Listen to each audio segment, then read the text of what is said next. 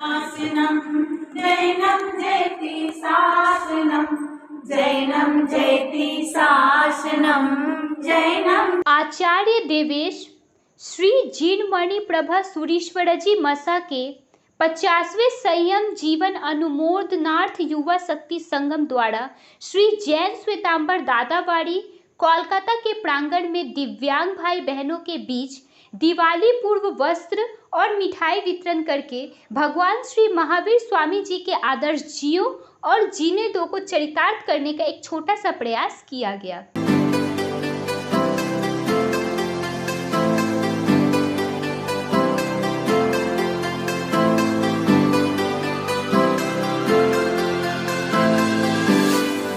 कार्यक्रम का आयोजन संस्था के अध्यक्ष बिमल सिपानी के कुशल नेतृत्व में हुआ। कांतिलाल मुकीम, नरेंद्र कुमार पारसान, सुशील कुमार रायसुराना, रामावतार जाकोटिया, उत्तम चंद लुनिया, श्रीपाल पारक, विजय तिवारी, महेंद्र चौधरी, उत्तम छाजेर। इस कार्यक्रम में मुख्य अतिथि के रूप में दैनिक समाचार पत्र छपते और ताजा टीवी के प्रधान संपादक और विशिष्ट समाज सेवी विश्वंभर नेवर जी ने अपने संक्षिप्त संबोधन में संस्था के सेवामूलक कार्यों की सराहना की। इस कार्यक्रम में प्रिय स्मिता श्री जी समेत कई साध्वी का पावन सानिध्य और आशीर्वाद संस्था के सभी सदस्यों और उपस्थित लोगों को प्राप्त हुआ। भावग्रस्त लोग हैं, उनमें कुछ कपड़े कुछ मिठाइयाँ बांटें। ये बात सही है कि कुछ कपड़े बांटने से या मिठाइयाँ बांटने से कोई गरीबी दूर नहीं होती है। विनोद सुखानी, प्रशांत जैन, राजेंद्र सिंघी और संस्था के सभी सम्मानित सदस्यों ने कार्यक्रम को सफल बनाने में सराहनीय योगदान दिया, जबकि मंच का संचालन कवि गजेंद्र नाहटा ने।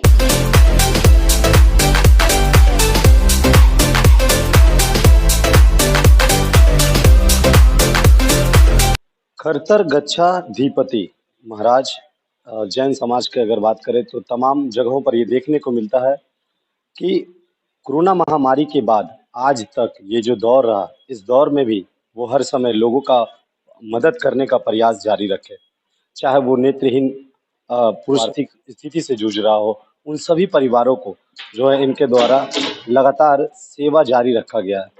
हमारे साथ इस वक्त हैं तमाम लोग, इनसे बात करना चाहेंगे कि आज का जो कार्यक्रम रहा वो किन के लिए रहा, क्योंकि आज हमने जो देखा है, जो जैसा जानकारी हमें है कि दिव्यांगों को भी किसी तरह का यहाँ पे दीपावली को लेना चाहेंगे कि आज का जो कार्यक्रम रहा, जैसे आप लोग हमेशा उन सभी लोगों के बारे में सोचते हैं जो लोग से देखा जाता है समाज में, क्यों सोचते हैं उनके बारे में? सबसे बड़ी बात है, मैं पहले कहना चाहूंगी कि आचार्य श्री जिन मणिप्रभा सागर सुरेश्वर जी महाराज साहब, जिनकी आज्ञांकिता हम लोग हैं, परम पूज्य गुरुवरिया श्री सुलोचना श्री जी महाराज साहब की सुशिष्या परम पूज्य प्रिय स्मिता श्री जी महाराज साहब, परम पूज्य डॉक्टर प्रिय वंदना श्री जी महाराज साहब आदि ठाणा छे। हम लोग यहाँ पर ये जो कार्यक्रम रखा था पूज्य गुरुदेव के खरतर गच्छाधिपति आचार्य देवेश श्री जिनमणि प्रभा सुरेश्वर जी महाराज साहब के 50वें संयम जीवन के अनुमोदनार्थ ये कार्यक्रम रखा था। जब जब भी उनका दीक्षा दिवस आता है, जब जब भी उनका साधना दिवस आता है, जब वो साधना से बाहर आते हैं, आज के दिन भी पूज्य गुरुदेव आज जयपुर में मोहनवाड़ी में वो आज 25 दिन की मौन जाप साधना के पश्चात वो पब्लिक के बीच में आए, तब वहां पर सूर्य मंत्र का उन्होंने 25 दिवसीय जाप साधना की और तप त्याग तपस्या के साथ में की। उसका आज पूर्णाहुति होने के पश्चात वो बाहर आए और ऐसे भी उनका 50वां संयम जीवन पर्याय अनुमोदना चल ही रही है। तो उस बीच में आज हमें ये अनुमोदना करने का मौका मिला। जब जब भी गुरुदेव का यह संयम जीवन आता है, तब तब हम ये सोशल वर्क करना चाहते हैं कि लोगों के बीच जाए, लोगों की सेवा करें। जो लोग गरीब है, जो बेघर हो गए हैं, जो अनाथ हो गए हैं, जो ब्लाइंड है, जिनका कोई नहीं है, तो उनके लिए हम आगे इसलिए आते हैं। भगवान महावीर का प्रथम सिद्धांत है लिव एंड लेट लिव, जियो और जीने दो। आप भी जियो और भी प्राणी को जीने का उनका भी अधिकार है, वो किसी का अधिकार नहीं छीन सकता है। वो सोच करके हम सोचते हैं पहले हम कपड़े पहनने से पूर्व हमारे अगल में बगल में जो भाई बहन जिनके पास कपड़े नहीं है, पहले हम उन तक वितरण करें। जब ये दीपावली का समय आता है, जब ये त्योहार का समय आता है, तब भी हम यही विचार करते हैं कि हम मिठाई खाने से पूर्व हमारे अगल बगल में जो भाई बंधु हैं जिनके पास कोई साधन नहीं है, पहले उन तक मिठाई पहुंचाई जाए, और उन तक मिठाई पहुंच जाएगी, झुपड़पट्टी तक भी पहुंच जाएगी, तो हम ये सोच लेंगे हमने भी मिठाई खा ली है। और यही हमारा जीवन का एम होता है। उस अपेक्षा से हम मानव सेवा में अग्रसर रहते हैं। आज काफी सारे ब्लाइंड लोग जो यहाँ आए थे, प्रज्ञाचक्षु लोग, जिनके पास में, किसके पास खाने का साधन नहीं है, किसी के पास रहने का साधन नहीं है, और कोई रोड पर भी बैठ करके खाते हैं, कई सारी प्रॉब्लम्स थी। तो वो सब देख करके उनको आज वस्त्र वितरण और मिठाई वितरण गुरुदेव श्री के संयम पर्याय के उपलक्ष्य में दिया गया। फिर हमने आज एक बात रखी उन बीच में कि क्यों ना ऐसे जो ब्लाइंड लोग हैं, जितने भी हैं प्रज्ञाचक्षु लोग हैं, उनके लिए एक ऐसा आश्रम बनाया जाए। उस आश्रम में कुछ कक्ष बनाया जाए, और कक्ष में एक-एक मतलब कक्ष में 4-4 5-5 व्यक्ति को रखा जाए। फिर उन लोगों को सिखाया जाए, जैसे कि किसी को संगीत में रुचि है, किसी को बोलने में है, किसी को गाने में, किसी को लेखनी में है, या हुनर कोई भी कार्य उनसे हाथ का हुनर करवाया जाए, तो उनका जीवन शैली भी चलेगी और उनका आर्ट ऑफ लिविंग के रूप में उनका जीवन बदल जाएगा। और इस कारण से क्या उन लोगों को फायदा होगा, वो आश्रम चलाना भी इजी हो जाएगा, उनका भविष्य उज्जवल बन जाएगा। ऐसे मन में आज हमने एक बात रखी, हमारे युवा शक्ति संगोष्ठ, युवा शक्ति संगम, उनके बीच में ये हमने बात रखी कि छोटे मोटे अब कार्य नहीं करना, अब उनके रहने का, खाने का, पीने का और उनके जीवन का ऐसा कोई साधन का कोई स्थान बनाए, ताकि वो सदैव के लिए वहां पर एकदम शांति से रह सके, अपना सुखमय जीवन यापन कर सके। ऐसी मंगल शुभकामना के साथ में आज का हमारा कार्यक्रम जो था युवा शक्ति संगम की तरफ से, हमारे जो इस शाखा ने जो कार्यक्रम उठाया अद्भुत है। हमारा युवा वर्ग एकदम जागृत रूप से इस कार्य के लिए एक महीना 15 दिन से दौड़ रही थी, क्योंकि कोई कहाँ रहता है, कोई कहाँ रहता है, उन सब तक ये बात पहुंचानी थी। ये मानव सेवा कल्याण का जो आयोजन किया है वो उत्तरोत्तर दिन प्रतिदिन बढ़ता रहे, ऐसी हमारी ओर से मंगल शुभकामना, और इसकी इतनी जाहो जलाली बढ़े, और उन जो ब्लाइंड जो लोग थे, जो प्रज्ञाचक्षु थे, उनके लिए एक आश्रम की स्थापना हो जाए,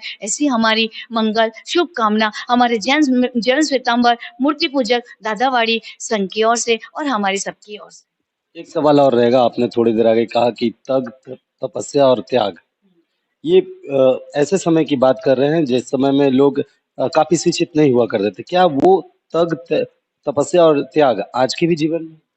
हाँ, तपस्या और त्याग आज भी ज़रूरत है, और ये जो समय काल है, यहाँ पर आप 9 दिन के नौरता करते हैं, उपवास करते हैं, क्यों करते हैं?